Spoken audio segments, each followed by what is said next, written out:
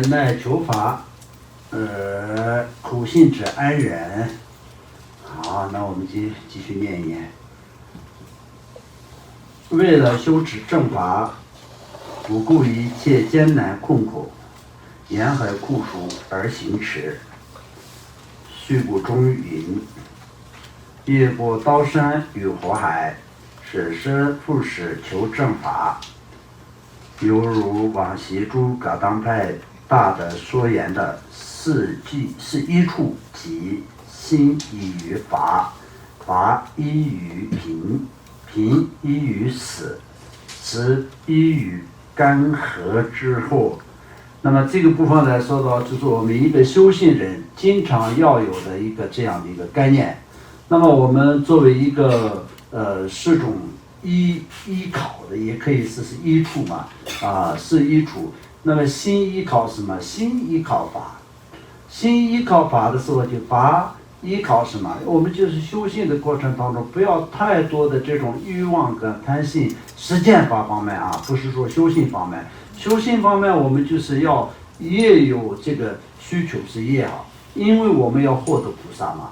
在过去一切怎么说呢？菩萨嘛，为了得到这个菩提，然后就把自己的身体、自己的生命、自己的血肉、自己的这个自身亲人都是布施，都是放下的，都是为了什么？非常强烈的要得到呢佛果。这个是我们长期都是要有的，但是对实践的欲望都是必须得要降低。所以呢，就是平常平平普普通通就可以，平平常常就可以。对实践方面不要有太大的欲望。所以就法怎么说呢？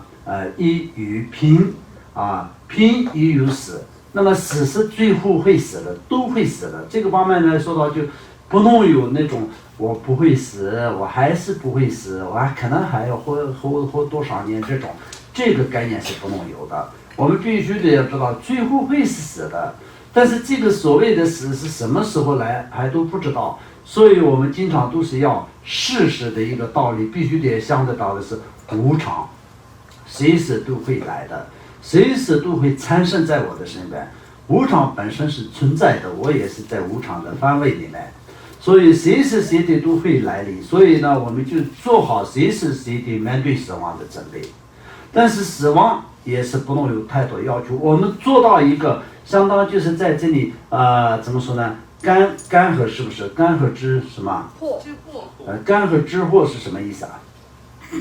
很贫瘠的一个地方。这个部分来说到，就我们到最后达到死亡的这个过程当中呢，就是不要变成快要死的时候就有很多的余力、很多的考虑、很多的那种恐怖跟惊吓的那种，都能够可以放得下。我们今天如果是在完全没有人的地方也是可以，我亲朋好友都不知道我的死亡也没有关系的，没有人帮我处理尸体也是没有关系的。最好就是这样，我自己这一个人就是无忧无虑的，就死亡的那一天，我就是很轻松的可以面对死亡的，我也不用考虑什么，就是怎么多么好的棺材啊，什么样子的一个墓地啊等等，有没有人去，每年要不要去，有没有人去帮我扫墓啊，有没有人我走了以后后面帮我念经啊，这些都不用去想。因为那个弥勒一个尊者也是经常说，我死的时候就是希望没有人为了我哭啊，那么就是我病的时候呢，就是希望不要有人来问我好不好啊，那么就是希望不要有人来看我，那么祈愿我死的时候也不要有人为了我苦为了我做任何的这种事情。因为是什么呢？放下，这就是放下。所以就是很多的噶当派的怎么说呢？格西们一个一个都是大成就者一个一个都是大成就者。然后呢，就最后的时候就是他们的这个是一处，就是他们依靠的，或者是长期祈愿的4个重点，就是这样的。就是怎么说呢？那个心依靠什么？佛法，其他什么都不依靠。那这就是大的方向，整个的人生的整个轮回的大方向，就是所谓的心。我们就是在讲到这个佛法当中的，就像到空性跟这个怎么说呢？这些道理当中呢，就是所谓的心有或者没有等等各种各样的说法。但实际上我们在这个世俗谛的过程当中，就所谓的心是有，或者圣义谛的时候就是没有什么心等等这些。但是我们所谓的心就是一个人生的大方向，一切的烦恼，一切的这个念头，全部都是从心而来的，可以这样讲。所以心依靠法但是这样的情况下，我们就更要学习佛法嘛，对不对？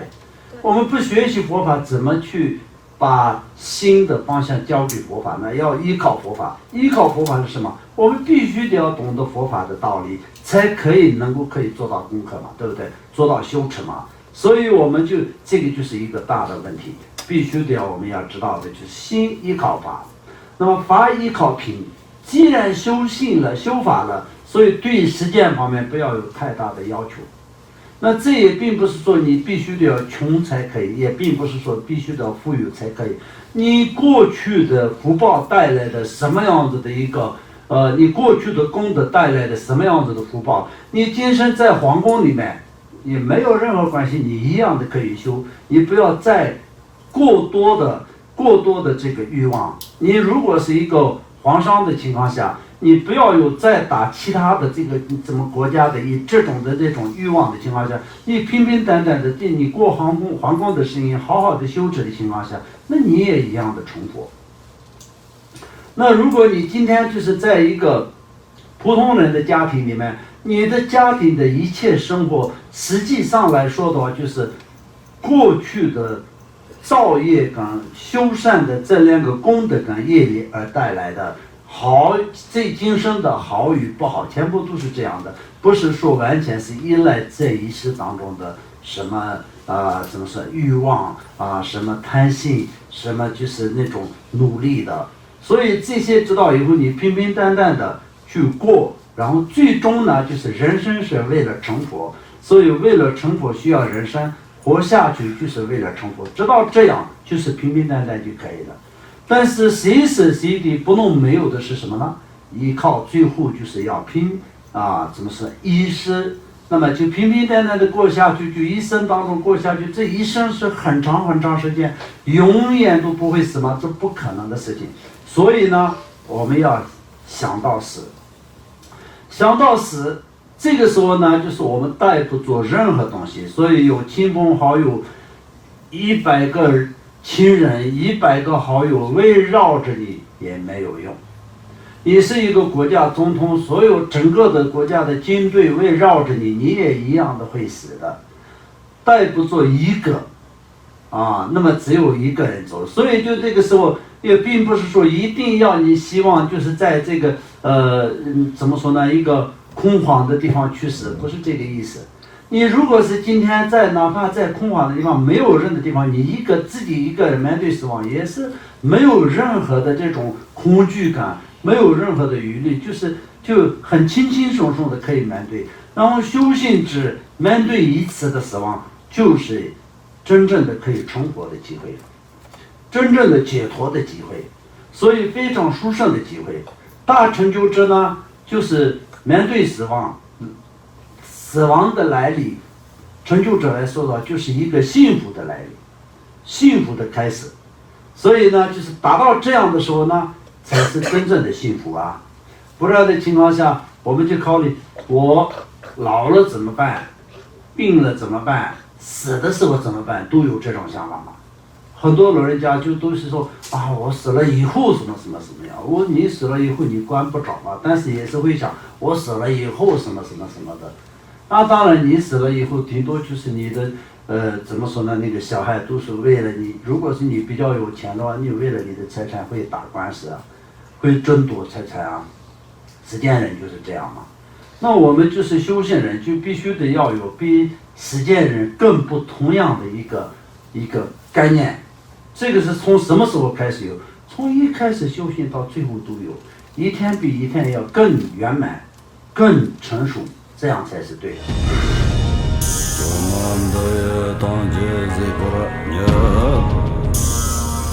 你不找那帮月景，现在南京完了这个夜，日本做人这帮着我。